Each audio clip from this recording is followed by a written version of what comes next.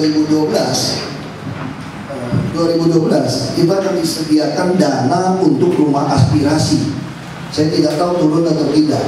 Nah, kalau itu turun, tentu kita akan menyerahkan ke rumah aspirasi di sini. Amin. Nah, kemarin saya sudah selesaikan dengan Pak Eko, dengan Pak Sobri. Jangan kita ini dua kader Golkar terbaik di Babel berkelahi. Kan begitu. Saya sampaikan juga kepada Pak Eko dan Pak Sobri dan Pak Mul juga.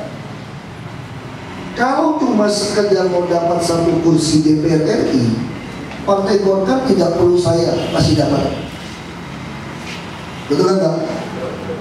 Tapi saya katakan Golkar perlu saling mendukung supaya kita bisa punya seluruh ketua DPRD tingkat 2 dan tingkat 1 di Bangka Belitung adalah Partai Golkar.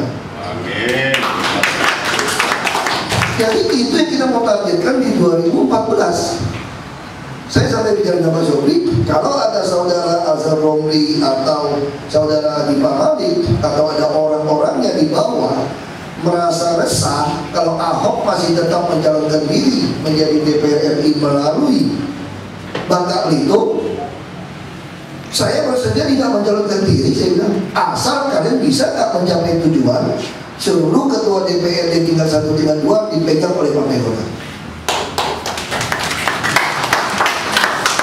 Ini yang saya mau, saya bilang, kalau cuma satu kursi DPR RI, jadi jangan menjadi kader Golkar yang otaknya itu pengkhianat, hanya mau duduk di DPR RI tapi tidak mau DPRD Bangka Belitung ini dikuasai oleh Partai Golkar, sehingga kita kesulitan untuk mengkontrol anggota. Nah seperti sekarang, saya juga bawa pesan DPP dalam krisis ini, tolong semua anggota Golkar, itu sudah saya titipkan formulir waktu itu, saya bawa, tolong dikirim ke pusat sama fotonya. Itu kan ada asuransi kecelakaan kematian, itu yang bayar itu saya, bukan DPP Golkar. Kan alangkah kita tidak mengharapkan ada kematian. Kalau ada anggota kita yang meninggal dapat berapa juta kan lumayan. Kita tidak mungkin, paling kita datang ke tempat dia duka ya 10.000 sekilo beras gitu kan, kumpul-kumpul tidak sampai 2-3 juta. Kalau ada asuransi kan lumayan. Itu pertama. Jadi saya juga datang, saya mengharapkan kalau ada apa-apa di bawah tentu bisa sampaikan ke DPRD tingkat 2, tingkat 1 sampai rumah aspirasi. Bisa juga SMS ke saya. Hampir semua tahu nomor handphone saya sebetulnya. Nah, yang saya ingin lakukan itu apa? Saya mau meminta kader-kader Golkar di daerah untuk membantu mengawasi program Prona, pertanahan gratis, sertifikat gratis ini. Nah, kita ingin data siapa yang dapat, siapa yang tidak dapat. Itu ada orang di lapangan. Jadi supaya kader Golkar, masyarakat bisa merasakan langsung ada faedahnya, teman. Jangan cuma pakai baju kuning rame-rame nggak karuan waktu pemilu atau pemilu kada. Sampai di mana bapak-bapak, ibu-ibu harus terlibat di dalam itu. Itu wilayah saya. Setiap APBN yang digelontorkan ke semua daerah itu wilayah DPR RI pusat.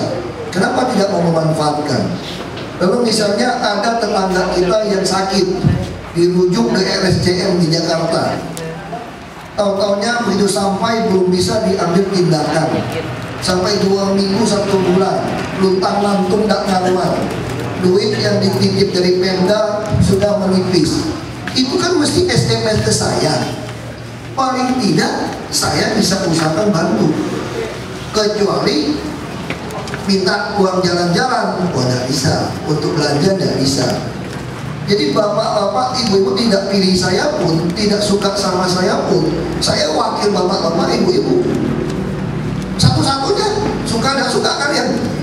Kalau nggak suka sama saya, ya 2014 jangan dipilih kembali. Kalau saya nyalon. Tapi tolong manfaatkan saya ketika saya masih DPR RI. Kenapa tidak mau dimanfaatkan? Misal contoh paling sederhana, kalau Belitung sudah sangat baik kerjasamanya. Saya juga tidak terlalu banyak reses pulang ke Bangka selama 2 tahun karena saya agak tegang hubungan dengan Pak Eko, ketua DPD kita. Padahal kalau beliau mau mengingat masa beliau menjadi ketua DPD, kita berani buka di sini. DPP minta izin saya karena DPP tidak ingin Golkar kehilangan Eko Maulana Ali dan Ahok, kira-kira itu. Itu maunya DPP. Makanya DPP tanya sama saya, sama Pak Eko ditemukan di rumah pemenangan pemilu Sumatera. Kira-kira Ahok kamu sanggup nggak jadi ketua DPD? Kalau kamu sanggup bisa kasih kamu. Saya bilang saya nggak sanggup. Kenapa? Kalau jadi ketua DPD tidak pegang kekuasaan langsung eksekutif di Bangka Belitung, tidak berdomisili di sini, Golkar tidak mungkin membesar. Kalau saya hanya mau mencegah Pak Eko supaya tidak pakai kereta Golkar untuk pemilu kada 2012, saya akan nekat mengambil ketua DPD dan saya bisa gunakan aturan, dan saya cukup kuat di DPP. Ada bicara untuk jadi ketua kemarin, Justiar semua oke. Tapi kalau saya lakukan itu, bapak-bapak, ibu-ibu ini punya DPD Golkar yang lemah sekali. Ahoknya di DPR RI, nggak punya hak duit eksekutif, tidak ada. Tapi kalau Pak Eko kan gubernur, dia membawahi semua. Makanya saya demi Golkar, saya mau lakukan. Terus sekarang bapak-bapak pasti ribut sama saya. Kenapa mau calon? Ya kalau mau calon hak saya dong. Kalau untuk lokasi saya tinggal pertimbangkan. Saya tentu secara partai Golkar akan mendukung Pak Eko. Lagi pula pendukung saya dan pendukung Pak Eko kan berbeda. Lalu saya bilang, saya orangnya memang agak keras, nggak usah nantang-nantang mau pecat saya. Saya siap dipecat kok, saya bilang, kalau memang itu. Tapi kalau disuruh pilih partai mana terbaik di Indonesia saat ini, saya berani katakan yang terbaik adalah Partai Golkar. Saya tanya kenapa? Karena Partai Golkar ini sudah menjadi milik publik setelah Pak Harto meninggal. Tidak ada lagi pakai Dewan Pembina. Di sana semua orang mengabdikan diri kepada bangsa ini sesuai dengan kemampuan kita. Itu Partai Golkar saat ini. Makanya tidak ada istilahnya ini dipegang oleh kubu Pak Ical, tidak juga. Ada kubu Pak Agung Laksono, ada Ahmad Tanjung, ada Pak Yusuf Kala.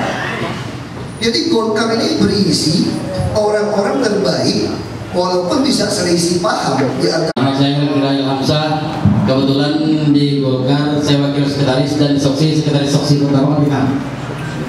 Saya mau tanya kepada Bapak Ahok, apakah serius akan mencalonkan diri sebagai calon gubernur lewat partai lain, bukan di Partai Golkar maksudnya? Apakah Bapak serius seperti di koran kemarin dan koran beberapa hari yang lalu? Terima kasih. Selamat pagi Pak Basuki, kawan-kawan pengurus DPD 1 Rumah Aspirasi. Seperti apa yang telah dijelaskan oleh Pak Basuki berkenaan dengan internal Partai Golkar, berkenaan dengan masa reses yang akan digelar, baik itu sekarang 2012 maupun 2013 sampai terakhir mungkin 2014. Saya ingin tanya untuk para Ahok ini, khususnya di Bangka Belitung dalam 1 tahun, karena ini ada kaitannya dengan titik-titik yang akan kita lakukan pertemuan silaturahmi dengan masyarakat. Oleh karena itu memang jadwal ini sangat perlu, sehingga kita bisa mengacu pada jadwal Pak Ahok itu sendiri. Kalau kita ada kegiatan di daerah umpamanya, tahu-tahu Pak Ahok ada kunjungan ke luar negeri, akhirnya kan nggak sinkron itu. Nah oleh karena itu, untuk jadwal yang ditawarkan oleh Pak Ahok selaku wakil kita di DPR RI, kami minta jadwalnya secara tertulis, sehingga nanti mungkin kegiatan-kegiatan kepartaian ini atau kader-kader partai ini menggelar suatu kegiatan di masyarakat dapat juga bersama-sama kader yang tahu. Itu saja barangkali yang perlu kami sampaikan. Terima kasih. Pak Insinyur Hervira tadi ya. Pertanyaannya, halo. Ya. Pertanyaan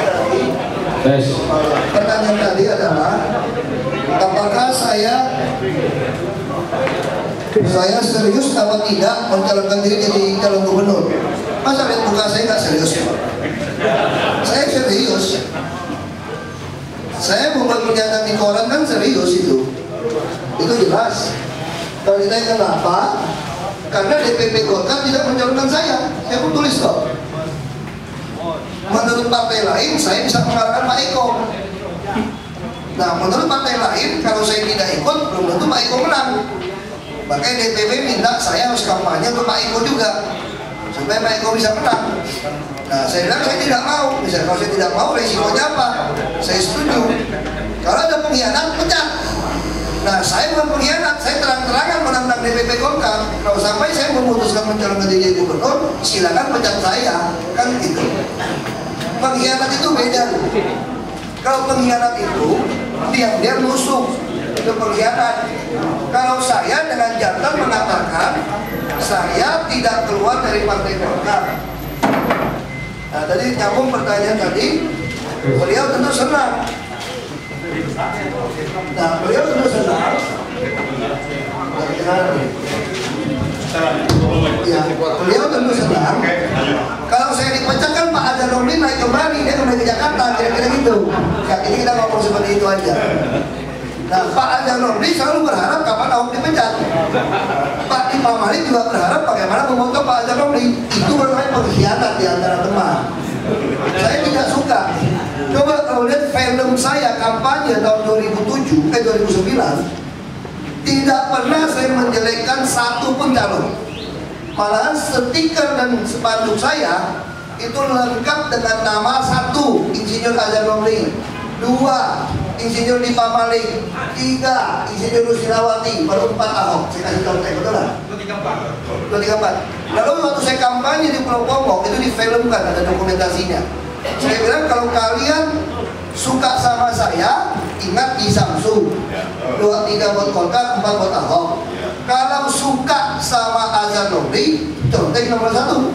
Kalau suka sama Dipa Malik, contek nomor 2. Suka sama Rusdiawati, contek nomor 3. Dan jangan lupa 44 insinyur di depannya. Kalau suka 44-nya, contek gambar Golkar. Kalau tidak suka semua, contek partai lain, silakan. Itu cara saya kampanye. Nah, makanya saya mau jelaskan supaya kalian bisa ngerti bagaimana saudara Azhar Romli, Dipa Malik menjadikan saya di belakang. Saya punya bukti. Itu yang pengkhianat, bukan saya menantang kawan. Kan bodoh sekali, itu yang saya maksud bodoh, tau gak? Demi untuk sendiri duduk ke DPR RI, mengorbankan Golkar di bawah. Itu yang saya gak suka, saya bilang. Makanya saya bilang apa ada Pak Dipa Malik depan Pak Sekjen, kalau kira-kira mereka takut bersaing sama saya, asal dia bisa jamin bahwa itu bisa menang semua DPRD, saya gak usah dapil di sini.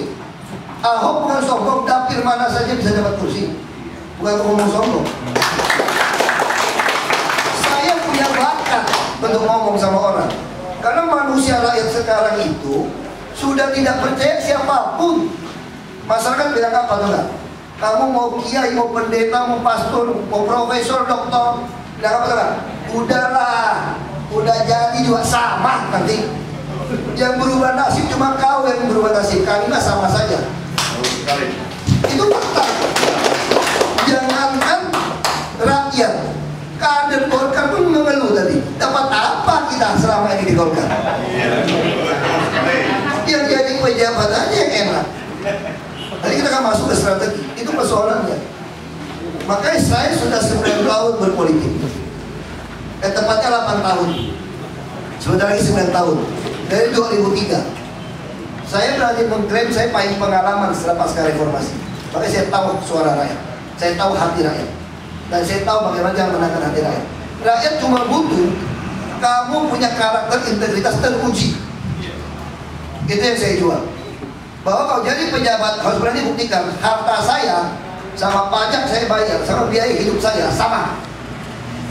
Seluruh Indonesia saya tantang. Di TV saya ngomong, seluruh Indonesia saya tantang. Seluruh pejabat saya buka front. Lalu saya berani buktikan saya transparan. Semua biaya makan hari ini semua pun saya buat di website saya, di internet. Saya kontrak kerja saya buat. Saya waktu bupati, semua orang tahu bantuan sosial berapa duit. Dari proses pemakaian sampai tanggung jawab, tidak ada di Indonesia orang. Dan saya satu-satunya mempropori kalau kampanye semua kasih nomor handphone supaya masyarakat bisa tanggung jawab. Yang lain cuma gambar-gambar saja sih. Tai kucing itu tipu rakyat.